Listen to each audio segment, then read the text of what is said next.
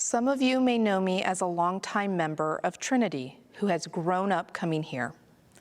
A few of you may also know that I am a genealogist. My grandmothers, Beverly Swallen and Alice Bardash, were great supporters of my love, nay, obsession with genealogy from a young age. They shared whatever materials and knowledge they had with me. At the beginning of March 2020, I started writing family histories. Of course, I started with my great-grandma, Bardash, as she died in 2006, and I wanted to honor her. I still miss her greatly to this day, and so hers was the first completed draft I wrote. Then a few months later, in August of 2020, my grandma Swallen passed, and I wanted to tell her story while it was still fresh in my mind. Questions came up as I was writing her story, and more questions as Trinity began moving into the 150-year celebration. I started to wonder why I was here at Trinity. I started to wonder why my grandparents came here. If you would have asked me in 2019, I would have had an answer as to why I was here. See, I had started attending Trinity as a 3-year-old. My grandma and grandpa Swallen, Beverly and Earl, would pick me up from home and bring me here. I was dropped off in Mrs. Dubel's room, and they would come to service. When I got a bit older, I sat over there, right behind the third pillar, which is an excellent spot to see and hear the handbell choirs. I sat in that row with my grandma and grandpa Swallen, as well as my great-grandparents, Grandma and Grandpa Bardash, Alice and Emil. So my answer would have been, I came here because of my grandparents and my great-grandparents. And growing up, I never really thought beyond that. It wasn't until my grandma died and I started writing her story that I started wondering why they came here. By this point, my grandmas and their husbands were gone, and I didn't have anyone left to ask. The only thing I knew for certain was that it wasn't because of my grandpa Bardash, as his mom was influential at the Romanian church. But I left my grandpa Swallen as a potential reason. Turns out he did go to Trinity as a young boy. So I wondered, and for a long time I thought I would just have to wonder. Then in the fall of 2021, as we were getting ready to head back into the building after the 2020 revision, I started researching my grandma Bardash's, Alice's, maternal family, and that's when I had a breakthrough. See, in my possession, because my grandmothers gave me everything, I found my great-great-grandmother's confirmation certificate. Her name was Eva May Shirk Peebles, and she was born in 1800 and died a few months after I was born. She was 4 months shy of reaching her 100th birthday. That Christmas in 2021, in the archives case, there was an article in there. In December 1887, 34 kids were reading scripture. Eva would have just turned 7, and so it's very possible she was one of those 34 kids. Eva was confirmed here, or rather Trinity Reformed, in 1893. Having that date, I was actually able to go to the church archives and look in the vault. Since I have the certificate she was given when she was confirmed, I also found another one. That was her second daughter's certificate, Aunt Jo, Alice's older sister. At this point, I knew my family had started attending back in the 1800s. Summer 2022, I started going through old pictures that were Eva's, because my grandmothers gave me everything. And in there, I found her mother's obituary, Moretta. Moretta Isabella Nelotz Shirk died on the 12th of February in 1950. In her obituary, she is listed as the oldest member of Trinity Reformed. I don't know if she was the oldest in age or duration. Since she was 92, either is just as likely, or both. Now I knew that Moretta's brother, Reuben Van Landingham Lotz, started a church in Robertsville in 1875, just 4 years after Trinity separated from Jerusalem German Reformed. So I decided I should look not at the Lotzes, but at the Shirks to see if they were here at Trinity. Eva's father, Moretta's husband, was Benjamin Franklin Shirk, and in several records here, you will see him listed as B.F. Shirk. I did find that his sister Melinda was married by Peter Herbrook of Jerusalem German Reformed in April 1872, the year after the separation. So maybe we came to Trinity a little later. Now that there was a new generation on the horizon, the issue between having services in German and English was more of a factor into where to go. And while I was researching these Shirks in 2021, I was also researching Louisville, and I came across a minister named Leberman, who preached at what is now Paradise UCC. This is a sister church to Trinity, and I remember an overnighter or two over there with my youth group. Benjamin's brother, Harvey, did attend Paradise. So there is yet another branch of my family tree that is tied to the Reformed Church, which is the predecessor of the UCC. Eva and her husband Charles were married in July 1900 by E.P. Herbrook, who was the minister at Trinity from July 1886 to 1918. He and his wife have portraits hanging back in the lounge by the library. It was Emil, E.P., who signed Eva's confirmation record in 1893. Now I know what some of you are thinking. I have my family attending Trinity by 1893 for a church that was started in 1871. Am I gonna be able to find anything further back? I didn't know. But around this time, I took a mental break from the project and started focusing on another branch. Give some time, then come back with fresh eyes. I didn't pick up on anything until I was reading Benjamin's aunt's obituary. Now this couple, John and Catherine, were married in Stark County and moved away. In her obituary, it stated that she had been married in 1832 by Peter Herbrook. Herbrook. I read it, nothing. Later I said it, and then it dawned on me that his name had been misspelled in the obituary. Cue an online frantic research at 1 in the morning on Peter Herbrook. Peter Herbrook was the minister at Jerusalem, as well as the father of Emil, E.P., and he started preaching in 1832. Eva's great aunt and uncle were married by him in his first year of preaching. Later, her parents were married by him in November of 1849, and her aunt was married by him in 1872. So we definitely had branches at Jerusalem Reformed prior to Trinity's formation. So Benjamin's family, both sides, likely attended Jerusalem, the parent church of Trinity. Conclusion, we are here because of Benjamin's family. No, that's not the end of the story. See, that is only half the story. That's a probable reason for Benjamin to want to come to Trinity, but he also had a wife, Moretta, and she plays a big part in this continuation. To talk about why Moretta's family, the Lotzes, are just as important, I need to go back to Lieberman. In 1873, 2 years after Trinity was formed, John J. Lieberman started serving at Paradise. About a year later, he was approached by 2 men, one being Reuben Lotz, to form a church in Robertsville. A few months later, there were 23 charter members of this new church. 8 of them, 1/3, had the last name Lotz, all siblings.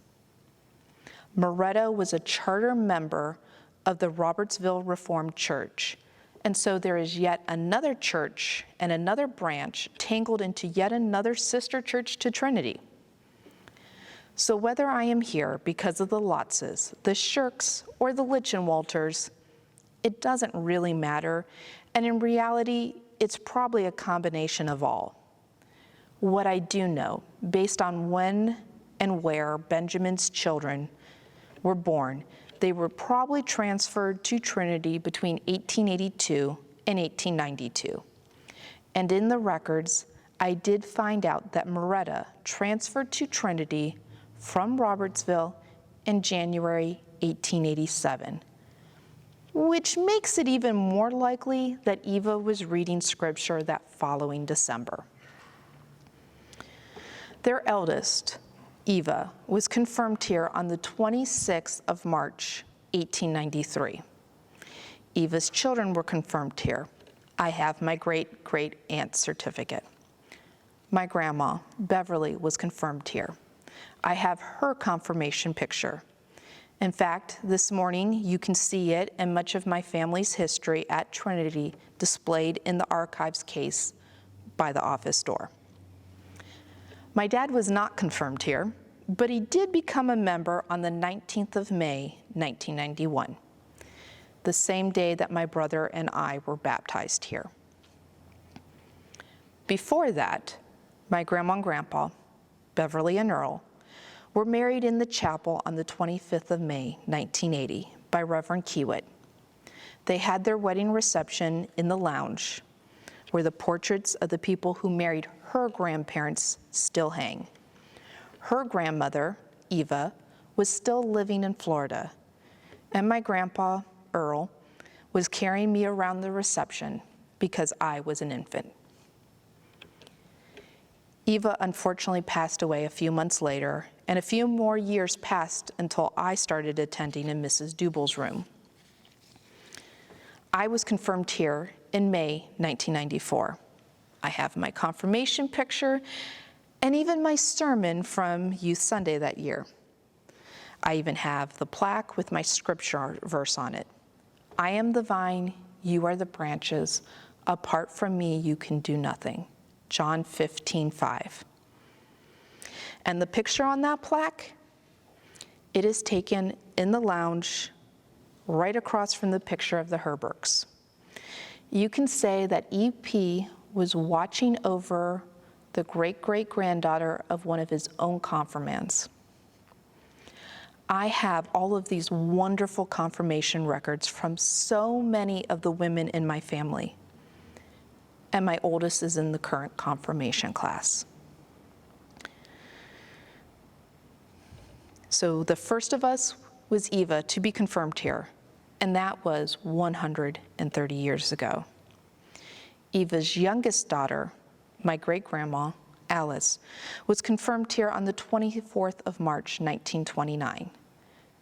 20 years later, Alice's daughter, my grandma Beverly, was confirmed at Trinity Reformed Church on Market Avenue on the 10th of April, 1949. On May 8th, 1994, I was confirmed here on these very stairs. That will be 29 years ago tomorrow. It was 101 years between Eva's confirmation and my own. And in 2 weeks, Eva's great-great-great-granddaughter, Clarabelle, has the choice to be confirmed and to become a member. And in doing so, she will be the 7th generation member at this church. Benjamin and Moretta, Eva and Charles, Alice and Emil, Beverly and Earl, Todd, Stacy, and then Clarabelle and Caitlin. It wasn't all that long ago that we looked at the rich history of this church, 150 years worth. I don't know if anybody else sat down and thought, how long have we been here besides me? I do know that we have other families with long histories here. The Foltzes and the Peepers come to mind. I apologize if I missed anyone else. I only studied my own family. To know that my family has been here for more than 130 years of the 150 years of this church is mind-blowing. And while a lot has changed, there are a lot of things that are similar. This is not the same church as it was when I was in confirmation, with 12 other kids in the same grade, when all the pews were mostly full every Sunday. When I started writing this sermon, we were averaging about 100 people every week, including the kids. Then it went up to about 140 to 160. Last Sunday, we had over 170 people. Clarabelle's confirmation class has 7 kids in it, and this may actually be closer to what Eva saw in her church which was growing. It's been 130 years since Eva was confirmed here, and I would love to know that my family could be here for another 130 years or more. I want to see this church grow. I want to see a thriving community of people again, like it was when I was growing up. Because church is more than just sitting in the pews, no matter how full on Sunday. It's about people, and it's about people coming together. When I picked out my confirmation verse 29 years ago, the 13 of us were given a couple sheets of paper with some sample ideas. I picked out that verse because I liked the imagery of nature. I liked the idea of the vine, and I liked the connectivity. And while I chose that verse haphazardly, it still speaks to me. It talks about connection. It talks about every part having to working together. It talks about community. It talks about being in a system, working together. And let's be honest, the kids in the confirmation class downstairs are not in confirmation class to become the next great leader. They are doing it because it's expected. They are doing it because mom and dad want them to, or their grandparents. And let's be honest, that's always been the case. That's why I went through confirmation, and that's probably why Eva went through confirmation. But the kids need that base, so that they can grow spiritually and grow in their own faith.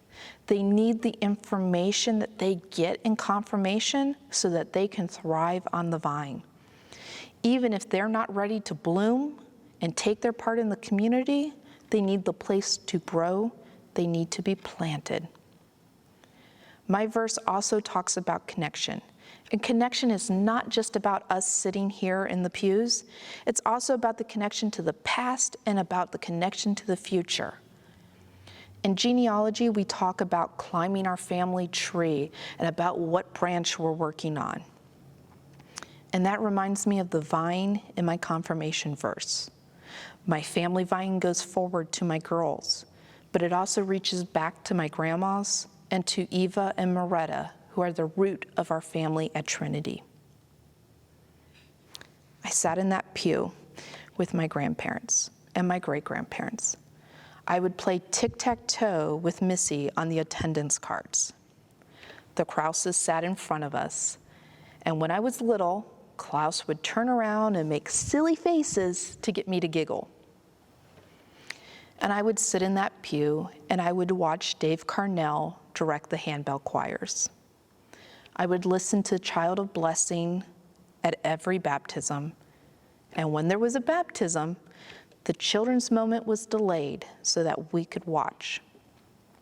At every children's moment, I would run up here and sit on the steps, and I would have an answer to every question, to the point that Reverend Rich Plant would started to say, "Anybody besides Stacy?" to get the other kids to answer. And now it's my turn to sit in the pews, and I get to watch my kids up here for Children's Moment.